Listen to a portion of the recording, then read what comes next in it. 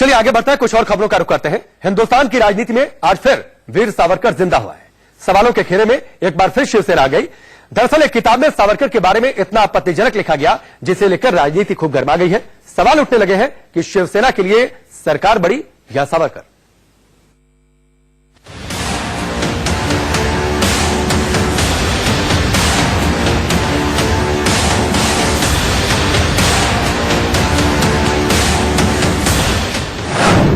सावरकर पर कांग्रेस का बेहद आपत्तिजनक बयान। मेरा नाम राहुल सावरकर नहीं है। उनमें हिम्मत है तो वो सत्य के तौर पे उसको वहां पे जो है वो चैलेंज करने की कोशिश करें। सावरकर पर शिवसेना समझौता कर लेगी या फिर उद्धव सरकार की बलि चढ़ेगी? या लोकसभेच्या प्रचारामध्ये सुद्धा जेव्हा राहुल गांधी त्यांना पळकुट्या म्हणाला, मी एकटा होतो की राहुल गांधीला नालायक म्हणून म्हणतात, त्याला सुद्धा झोडे मारले। शिवसेना के लिए बड़ा क्या, सरकार या सावरकर? महाराष्ट्र हो या देश हो, वीर सावरकर हमारे लिए महान थे। इन सवालों की जड़ में है ये किताब, वीर सावरकर कितने वीर। वीर सावरकर कितने वीर भोपाल में कांग्रेस सेवा दल के शिविर में बांटी गई ये उसी बुकलेट का कवर पेज है जिसके अंदर नाथूराम गोडसे और सावरकर के बीच रिश्तों को लेकर सबसे आपत्तिजनक बात लिखी गई है। और ये भी लिखा है कि सावरकर लोगों को अल्पसंख्यक महिलाओं से बलात्कार के लिए उकसाते थे। स्वतंत्रता सेनानी सावरकर को लेकर कांग्रेस की सोच तो पहले से ही जगजाहिर है। मेरा नाम राहुल सावरकर नहीं है, मेरा नाम राहुल गांधी है।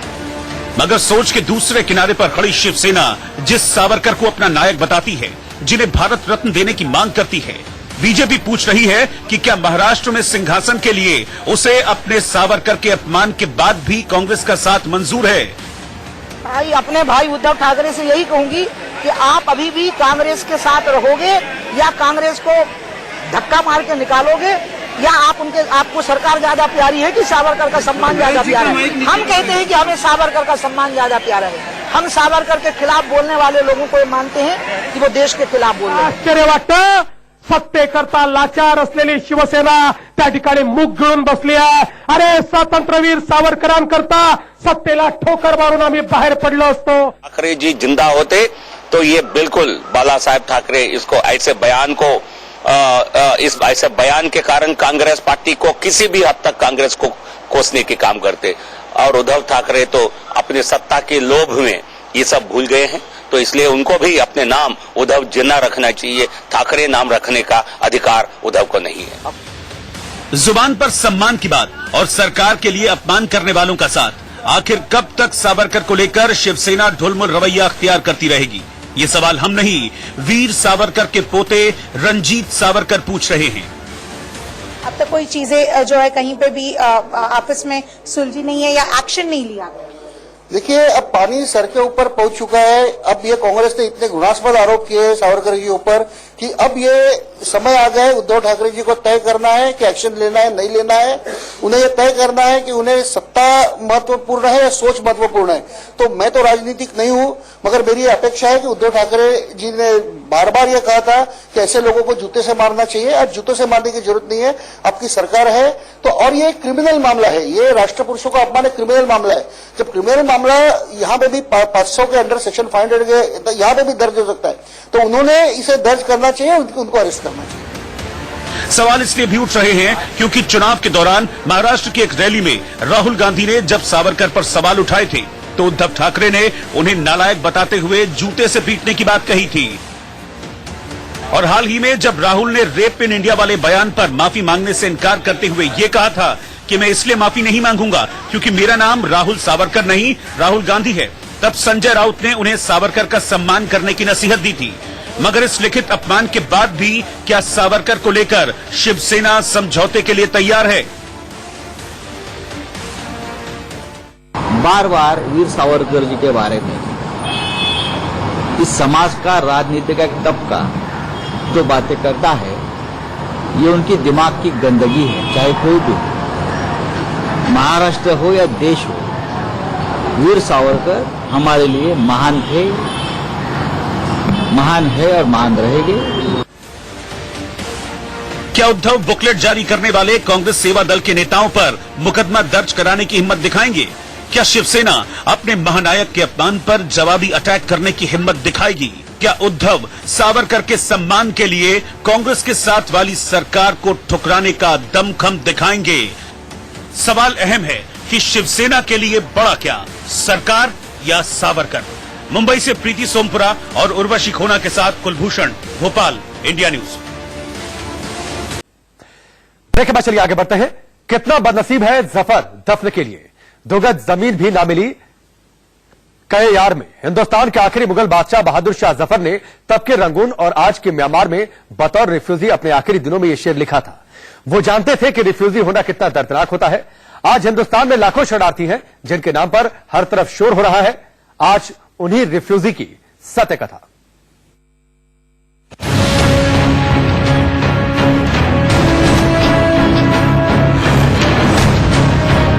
भारतीय जनता पार्टी सीएए में 1 इंच भी वापस नहीं आने वाली। वहाँ पे धार्मिक उत्पीड़न का शिकार होना पड़ा। पीड़ित तो होकर यहाँ पे भारत में आए। जब वो अत्याचार के बीच में रह रहे हैं। आपकी नागरिकता को कोई नहीं रोक सकता।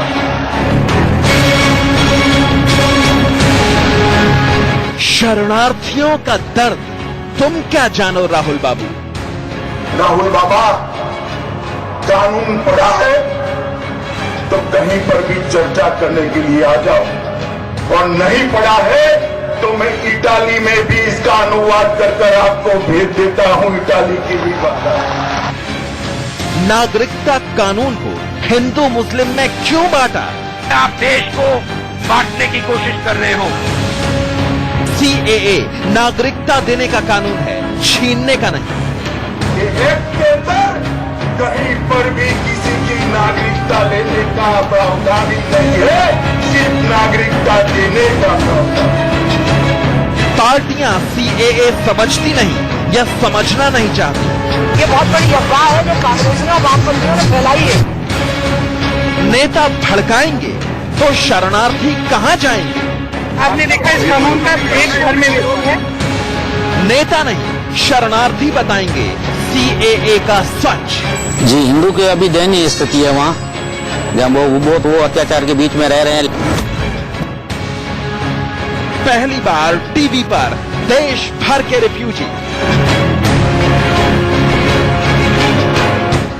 आज शरणार्थी बोलेंगे, देश सुनेगा।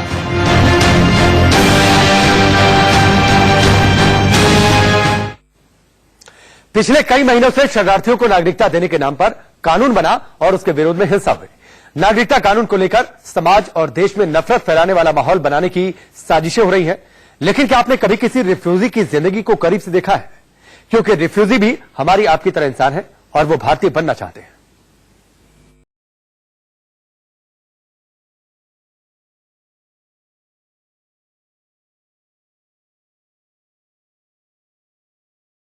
कानून पर सियासत ने जिंदगी छीन लेने वाली सर्दी में खुद को बचाने की कोशिश करते हुए इन गरीबों का चैन छीन लिया है।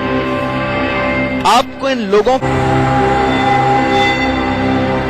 नागरिकता कानून पर सियासत ने जिंदगी छीन लेने वाली सर्दी में खुद को बचाने की कोशिश करते हुए इन गरीबों का चैन छीन लिया है।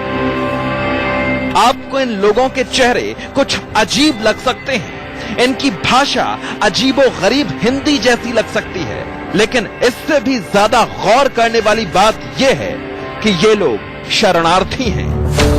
करीब 30-40 साल से ये हिंदुस्तान के रिफ्यूजी हैं। अब तक आपने रिफ्यूजियों के नाम पर सियासी रैलियां देखी, हिंसा देखी, आगजनी देखी, लेकिन इंडिया न्यूज आपको उन लोगों के पास ले चलेगा जिनके नाम पर यह सारी सियासत हो रही है।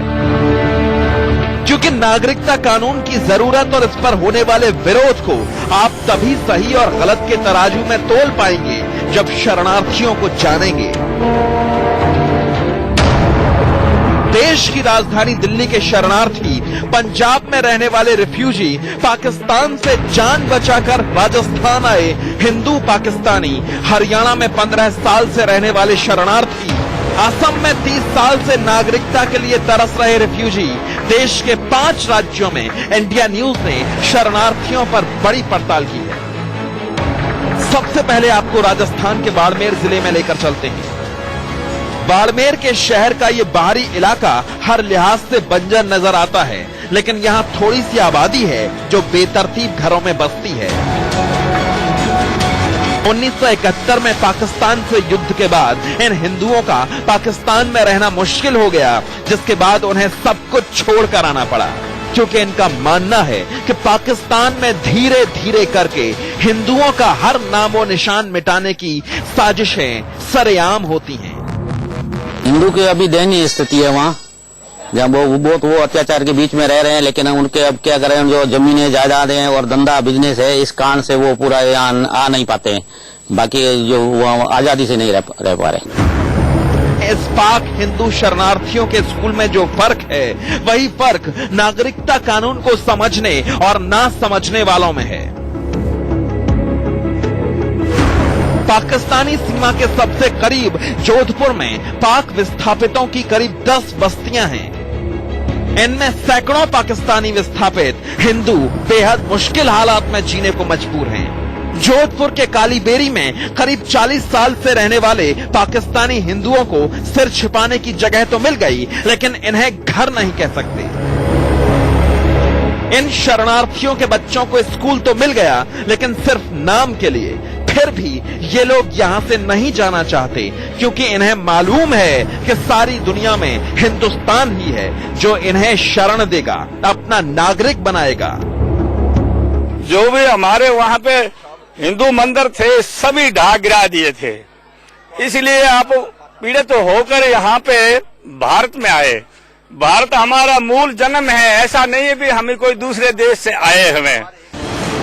राजस्थान के शरणार्थियों को आज भी 1971 के बाद का वो आंदोलन याद है, जब अटल बिहारी वाजपेयी और बीजेपी ने इनके समर्थन में आंदोलन चलाया था।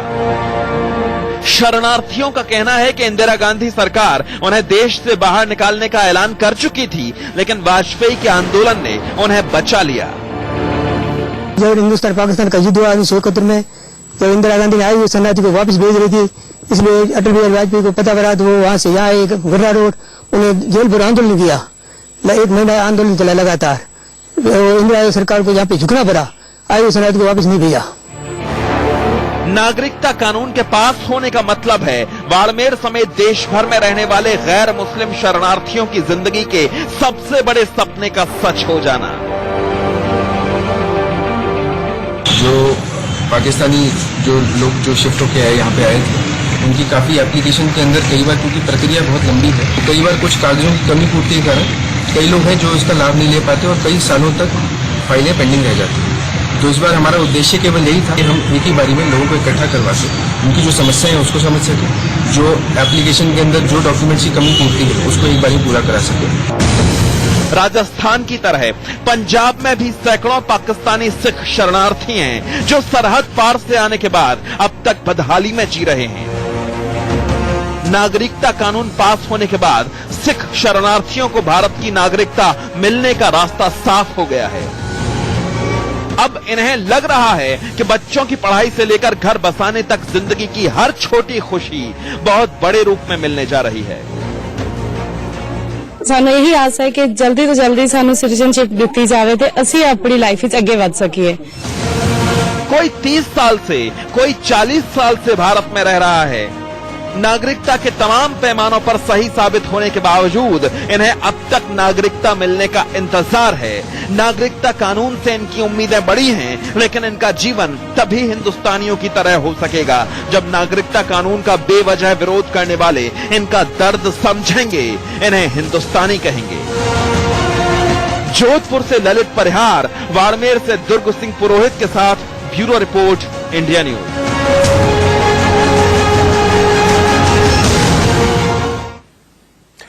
देश की राजधानी दिल्ली से लेकर असम तक हिंदुस्तान के कई राज्यों में रिफ्यूजी रहते हैं। ये वो लोग हैं जो अपना सब कुछ छोड़कर भारत चले आए। जरा सोचिए, ये वापस नहीं जाना चाहते क्योंकि ये अपना धर्म और अपनी जिंदगी बचाना चाहते हैं। ये लोग रिफ्यूजी हैं, लेकिन पाकिस्तान या बांग्लादेश वापस नहीं जाना चाहते, ये भारत की नागरिकता चाहते हैं।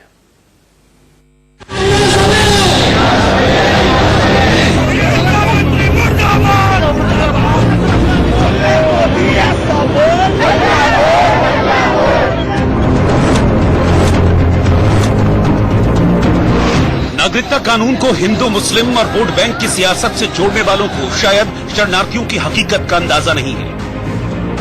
अगर होता तो वो इस मामले पर समाज और देश को बांटने वाली राजनीति के बजाय शरणार्थियों की जिंदगी को बेहतर बनाने की कोशिश करते, क्योंकि इनमें ज्यादातर वो लोग हैं जो पाकिस्तान से आए हैं लेकिन भारत को अपना वतन मानते हैं और यहाँ रहकर भारत विरोधी और पाकिस्तान के समर्थन में नारे नहीं लगाते।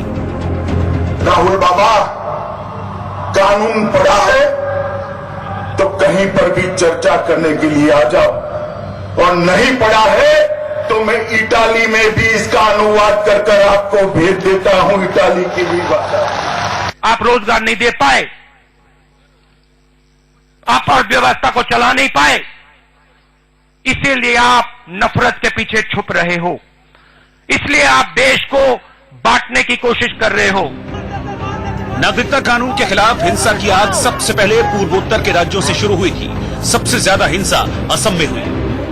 असम में रहने वाले शरणार्थियों का सबसे बड़ा दर्द यह है कि वो भारत में रहकर भी 40 साल से नागरिकता का इंतजार कर रहे थे, और जब कानून बना तो इनके खिलाफ सड़कों पर कहर टूट पड़ा, जबकि ये लोग भारत और स्थानीय समाज का अटूट हिस्सा बन चुके हैं।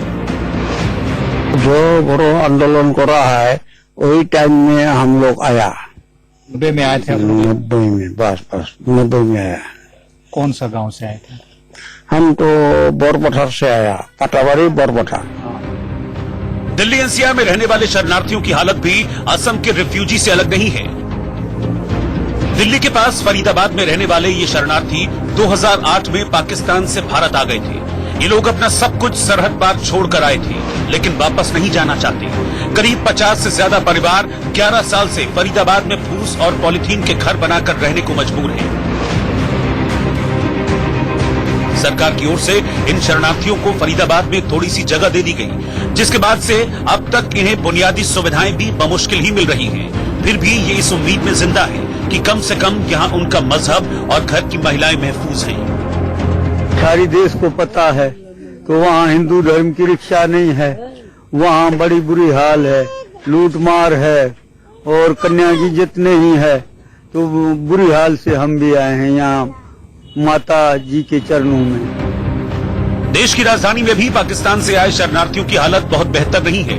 हालांकि दिल्ली में कुछ एनजीओ की मदद से मजनू का टीला में रहने वाले शरणार्थियों को बुनियादी सुविधाएं मिल जाती हैं। फिर भी नागरिकता समेत इनके लिए बहुत कुछ किया जाना बाकी है। देश में नागरिकता कानून के नाम पर जो सियासी कहर ढाया जा रहा है, एक तो हम वहाँ से दुखी होके आए, एक हमें यहाँ दुखी मत कीजिए। तो आपसे ये गुजारिश है कि जो हिंसा हो रहा है ये हम हिंदू परिवारों के हम हाथ जोड़ के विनती करें, ये बंद करो। और जो प्रधानमंत्री ने जो बिल लाया है ये सब मिलजुल कर हमारी खुशी के खातिर, ये देश के खुशी के खातिर ये सब हमें अपनाओ तो हमें ये ज्यादा खुशी होगी। उसने भारत में रहने वाले हर शरणार्थी के सपने को हरा कर दिया है। नागरिकता कानून को लेकर सिर्फ ये समझने की जरूरत है कि ये कानून नागरिकता देने के लिए बना है।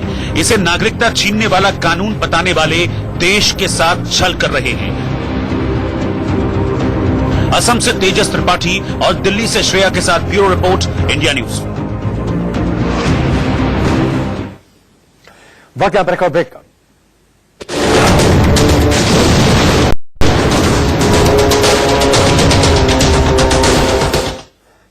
ब्रेक के बाद चलिए आगे बढ़ते हैं। जिन शरणार्थियों को लेकर सियासत हो रही है, देश में हिंसा भड़काई जा रही है, कुछ लोग ये कह रहे हैं कि शरणार्थियों को नागरिकता मत दो, तो कुछ ये मान रहे हैं कि हिंदुस्तान में रहने वाले मुस्लिमों की नागरिकता छिन जाएगी। जबकि सच ये है कि नागरिकता पर लोगों से सच छिपाया जा रहा है। नागरिकता पर सियासत हो रही है, वो भी समाज को बांटने वाली सियासत, जो नागरिकता के नाम पर देश के नागरिकों को ही नुकसान पहुंचा सकती है।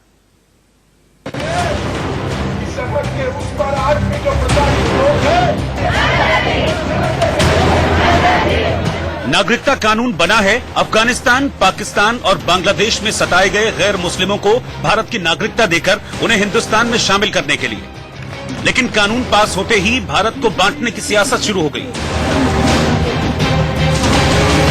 केरल के मुख्यमंत्री पिनरई विजयन ने पश्चिम बंगाल, मध्य प्रदेश और महाराष्ट्र समेत 11 राज्यों को चिट्ठी लिखी है और केरल की तरह अपने राज्यों में भी नागरिकता कानून विरोधी प्रस्ताव पास करने की अपील की है। वहीं दिल्ली की जामा मस्जिद में कांग्रेस और मुस्लिम संगठनों ने कानून के विरोध में प्रदर्शन किया। देश के गृह मंत्री अमित शाह ने जोधपुर में शरणार्थियों और नागरिकता कानून के समर्थन में रैली की। इसके अलावा केंद्रीय मंत्री जितेंद्र सिंह ने कहा है कि रोहिंग्या घुसपैठियों को वापस भेजेंगे। नागरिकता कानून के खिलाफ देश भर में प्रदर्शन को हिंदू बनाम मुस्लिम का रंग देने की कोशिश हो रही है।